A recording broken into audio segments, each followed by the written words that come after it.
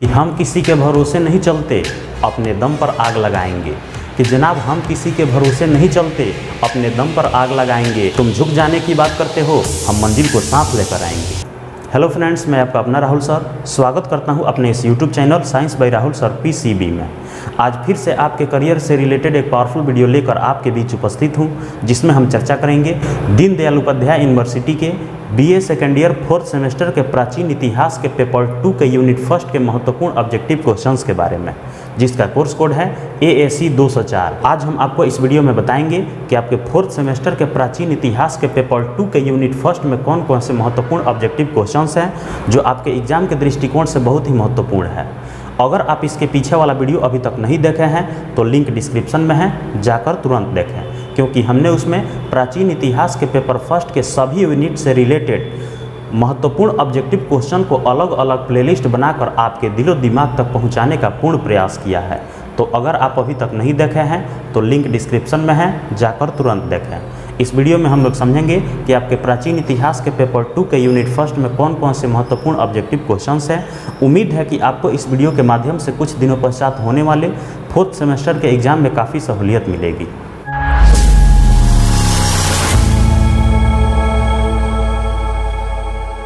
तो आपके 4th semester के प्राचीन इतिहास के पेपर 2 के यूनिट 1 का सबसे पहला महत्वपूर्ण ऑब्जेक्टिव क्वेश्चन है, सिंधु अर्थव्यवस्था की ताकत क्या थी। सिंधु अर्थव्यवस्था की ताकत क्या थी? तो आपका आंसर हो जाएगा कृषि। सिंधु अर्थव्यवस्था की मुख्य ताकत क्या थी? कृषि थी। दूसरा प्रश्न है, हाथी दांत का पैमाना कहाँ से प्राप्त हुआ है। हाथी दांत का पैमाना कहाँ से प्राप्त हुआ है? तो आपका आंसर हो जाएगा लोथल से। आंसर क्या हो जाएगा? लोथल से। लोथल सिंधु घाटी सभ्यता का एक स्थल है और वहीं से हाथी दांत का पैमाना प्राप्त हुआ है। तीसरा प्रश्न है, हड़प्पा सभ्यता का कौन सा स्थल हरियाणा में स्थित है। हड़प्पा सभ्यता का ऐसा कौन सा स्थल है जो हरियाणा से प्राप्त हुआ है? तो आपका आंसर हो जाएगा वर्णावली।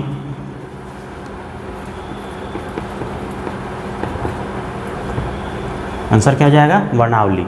वर्णावली नाम का जो स्थल है वह कहाँ से प्राप्त हुआ है? हरियाणा से प्राप्त हुआ है। चौथा प्रश्न है, वैदिक काल में राजा के द्वारा वसूला गया कर क्या कहलाता था। वैदिक काल में जो कर राजा के द्वारा वसूला जाता था उस कर का नाम क्या था? तो आपका आंसर हो जाएगा बलि। आंसर क्या हो जाएगा? बलि। अगला क्वेश्चन है 5 नंबर, कौन सा अनाज मनुष्य द्वारा सबसे पहले प्रयोग में लाया गया। किस अनाज का प्रयोग मनुष्य के द्वारा सबसे पहले प्रयोग में लाया गया? तो आपका आंसर हो जाएगा जौ। मनुष्य के द्वारा सबसे पहले किस अनाज का उपयोग किया गया? जौ का। अगला क्वेश्चन है 6 नंबर, सबसे पहले कर लगाने की प्रथा किस काल से शुरू हुई। सबसे पहले कर लगाने की प्रथा किस काल से शुरू हुई? तो आपका आंसर हो जाएगा उत्तर वैदिक काल से।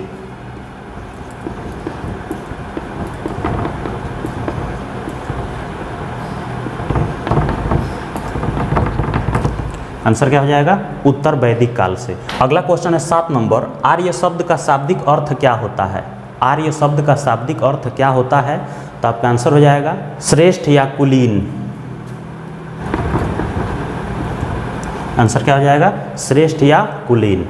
अगला क्वेश्चन है 8 नंबर, ऋग्वैदिक आर्यों का मुख्य व्यवसाय क्या था। ऋग्वैदिक आर्यों का मुख्य व्यवसाय क्या था? तो आपका आंसर हो जाएगा पशुपालन।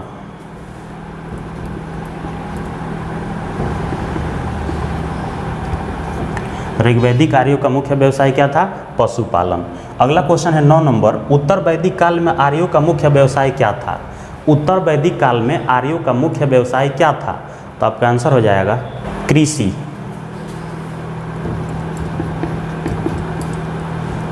आंसर क्या हो जाएगा? कृषि। अगला क्वेश्चन है 10 नंबर, आर्य सभ्यता का ज्ञान कहाँ से प्राप्त होता है। आर्य सभ्यता का ज्ञान कहाँ से प्राप्त होता है? तो आपका आंसर हो जाएगा वेदों से।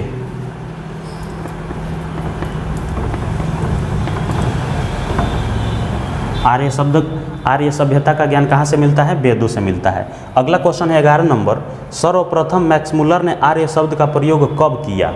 सर्वप्रथम मैक्स मुलर ने आर्य शब्द का प्रयोग कब किया? तो आपका आंसर हो जाएगा 1853 ईस्वी में।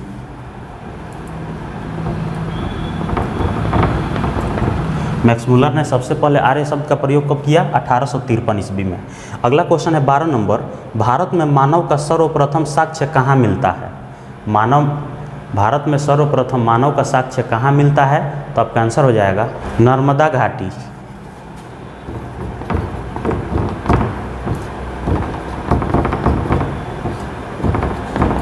भारत में कहाँ से मिलता है? नर्मदा घाटी से। अगला क्वेश्चन है 13 नंबर, अनाज की खेती सबसे पहले किस काल में प्रारंभ हुई? अनाज की खेती करना सबसे पहले किस काल में प्रारंभ हुई? तो आपका आंसर हो जाएगा नवपाषाण काल में।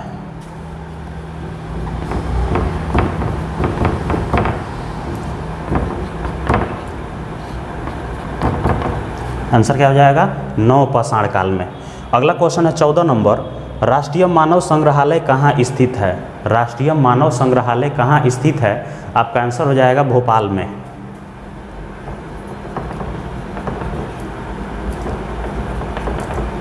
आंसर क्या हो जाएगा? भोपाल में। अगला क्वेश्चन है 15 नंबर, जिसका कोई लिखित साक्ष्य नहीं मिलता वह काल क्या कहलाता है? जिसका कोई लिखित साक्ष्य नहीं मिलता वह काल क्या कहलाता है? मतलब उस काल को हम लोग क्या कहते हैं जिसका कोई लिखित साक्ष्य प्राप्त नहीं होता है? तो आपका आंसर हो जाएगा प्राग ऐतिहासिक काल।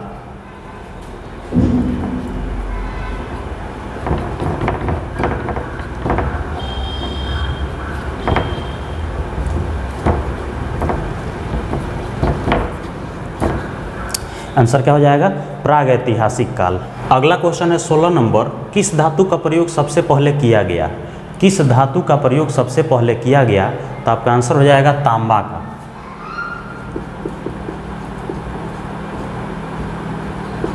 तांबा कहिए या कॉपर कहिए, दोनों कह सकते हैं। तो सबसे पहले तांबा का प्रयोग किया गया था। अगला क्वेश्चन है 17 नंबर, गर्त आवास के साक्ष्य कहाँ से प्राप्त हुए हैं? गर्त आवास के साक्ष्य कहाँ से प्राप्त हुए हैं? तो आपका आंसर हो जाएगा बुर्जहोम से।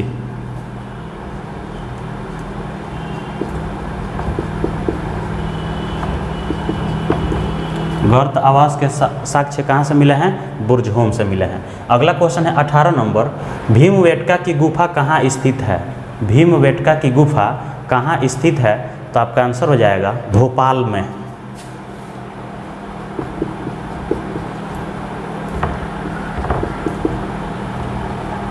आंसर क्या हो जाएगा? भोपाल में।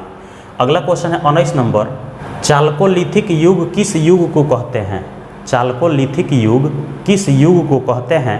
तो आपका आंसर हो जाएगा ताम्रपाषाण युग को।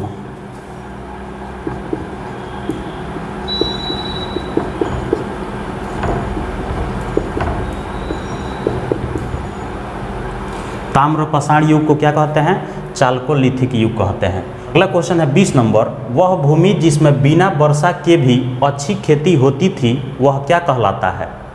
मतलब कि वह भूमि जिस पर बिना वर्षा के भी अच्छी खेती की जा सकती है, अच्छी खेती होती थी, वह क्या कहलाता था?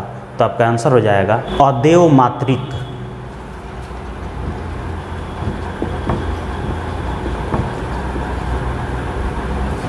आंसर क्या हो जाएगा? अदेवमातृक। अगला क्वेश्चन है 21 नंबर, राज्य में आय का प्रमुख स्रोत क्या था? राज्य में आय का प्रमुख स्रोत क्या था? तो आपका आंसर हो जाएगा भूमि कर।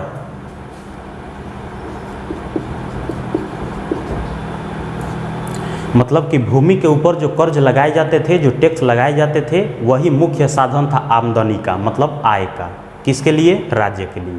अगला क्वेश्चन है 22 नंबर, चाणक्य के अनुसार भूस्वामी को क्या कहते थे? चाणक्य के अनुसार भूस्वामी को क्या कहते थे?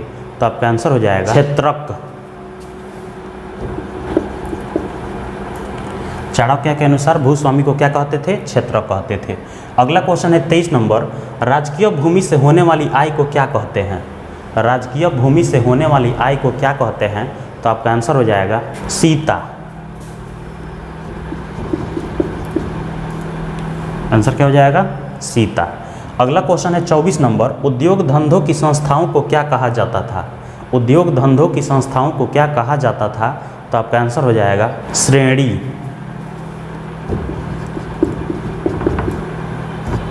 आंसर क्या हो जाएगा? श्रेणी। अगला क्वेश्चन है 25 नंबर, श्रेणी न्यायालय के प्रधान को क्या कहा जाता था? श्रेणी न्यायालय के जो प्रधान होते थे उनको क्या कहा जाता था? तो आपका आंसर हो जाएगा महाश्रेष्ठी। आंसर क्या हो जाएगा? महाश्रेष्ठी। अगला क्वेश्चन है 26 नंबर, मौर्य काल में व्यापारियों का संगठन क्या कहलाता था? मौर्य काल में व्यापारियों का संगठन क्या कहलाता था? आपका आंसर हो जाएगा निगम। व्यापारियों का संगठन क्या कहलाता था? निगम कहलाता था। अगला क्वेश्चन है 27 नंबर, मौर्य साम्राज्य की स्थापना किसने की थी? मौर्य साम्राज्य की स्थापना किसने की थी? तो आपका आंसर हो जाएगा चंद्रगुप्त मौर्य ने।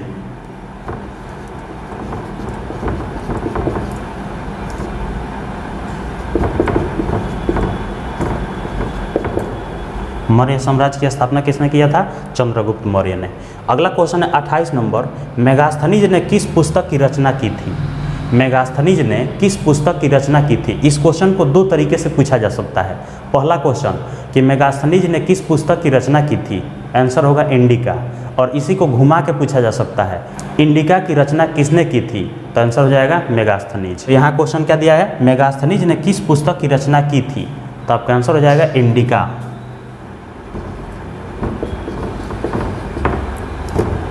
इंडिका नाम का एक पुस्तक था, उसी का रचना किसने किया था? मेगास्थनीज ने। अगला क्वेश्चन है 29 नंबर, भारत में श्रेष्ठ क्रांति के जनक किसे माना जाता है? भारत में श्रेष्ठ क्रांति के जनक किसे माना जाता है? तो आपका आंसर हो जाएगा डॉक्टर बी क्रूरियन को।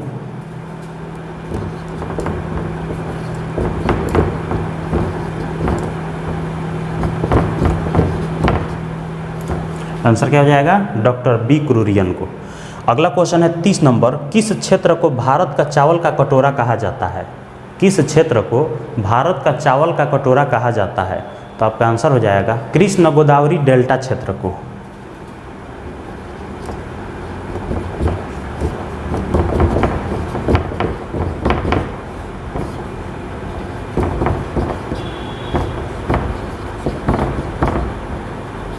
आंसर क्या हो जाएगा? कृष्ण गोदावरी डेल्टा क्षेत्र को क्या कहा जाता है? भारत का कटोरा कहा जाता है। अगला क्वेश्चन है 31 नंबर, भारतीय सब्जी शोध संस्थान कहाँ स्थित है? भारतीय सब्जी शोध संस्थान कहाँ स्थित है? तो आपका आंसर हो जाएगा वाराणसी में।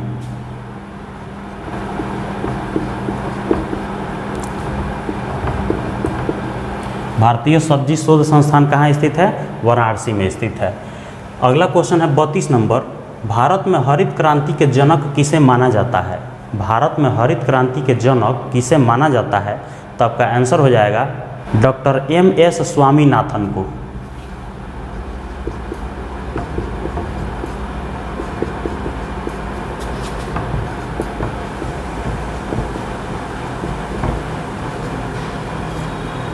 Doctor MS. स्वामीनाथन को क्या माना जाता है? भारतीय हरित क्रांति के जनक माना जाता है।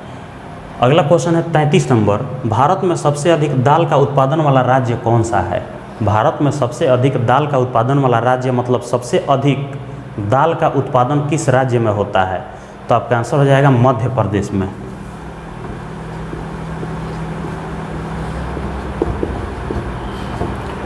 आंसर क्या हो जाएगा? मध्य प्रदेश।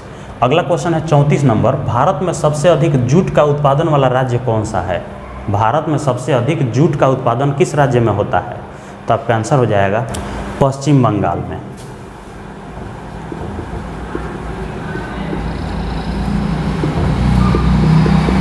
जूट का उत्पादन सबसे अधिक किस राज्य में होता है? पश्चिम बंगाल में। अगला क्वेश्चन है 35 नंबर, भारत में सबसे अधिक चाय का उत्पादन वाला स्थान कौन सा है? इसका मतलब कि भारत में वह कौन सा स्थान है, वह कौन सा जगह है जहाँ पे सबसे अधिक चाय का उत्पादन होता है? तो आपका आंसर हो जाएगा दार्जिलिंग।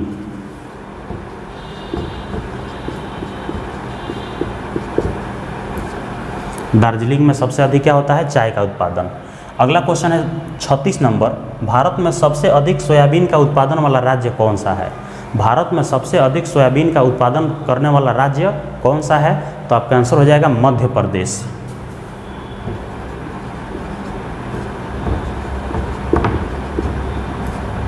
दाल का भी उत्पादन सबसे अधिक मध्य प्रदेश में होता है और सोयाबीन का भी उत्पादन सबसे अधिक कहाँ होता है? मध्य प्रदेश में होता है।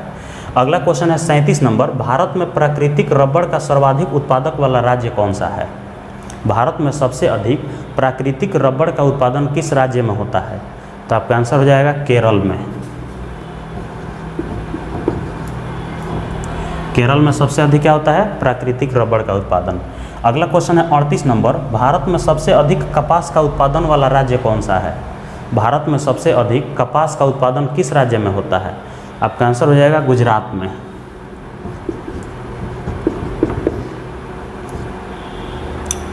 आंसर क्या हो जाएगा? गुजरात में। अगला क्वेश्चन है 39 नंबर, भारत में सबसे अधिक गेहूं का उत्पादन वाला राज्य कौन सा है? भारत में सबसे अधिक गेहूं का उत्पादन किस राज्य में होता है? आपका आंसर हो जाएगा उत्तर प्रदेश में।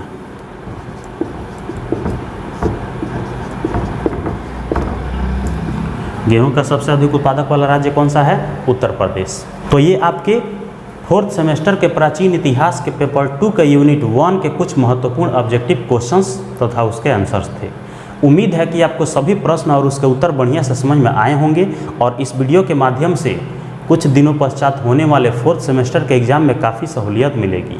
अगर आपके मन में कोई डाउट है, कोई प्रश्न है, कोई कन्फ्यूजन है तो कमेंट सेक्शन में पूछ सकते हैं। आप इस तरह से और कौन से टॉपिक से रिलेटेड वीडियो देखना चाहते हैं कमेंट में बताना ना भूलें। लौटेंगे बहुत ही जल्द किसी नए टॉपिक के साथ, तब तक के लिए जय हिंद।